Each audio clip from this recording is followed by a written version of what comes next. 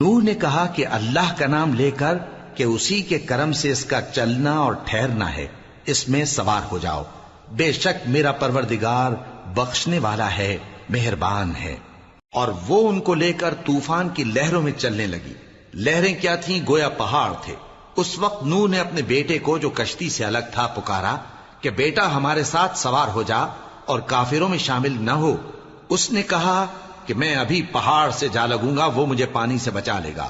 فرمایا کہ آج اللہ کے عذاب سے کوئی بچانے والا نہیں اور نہ کوئی بچ سکتا ہے مگر وہی جس پر اللہ رحم کرے۔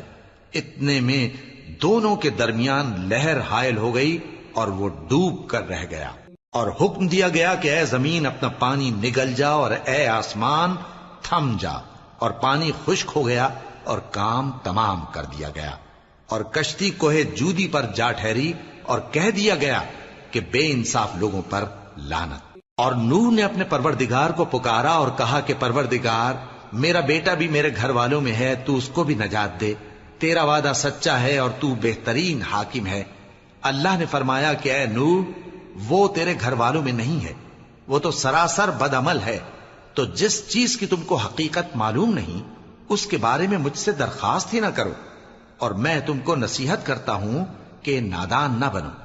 نوح نے کہا پروردگار، میں تجھ سے پناہ مانگتا ہوں کہ ایسی چیز کی تجھ سے درخواست کروں جس کی حقیقت مجھے معلوم نہیں، اور اگر تو مجھے نہیں بخشے گا اور مجھ پر رحم نہیں فرمائے گا تو میں تباہ ہو جاؤں گا۔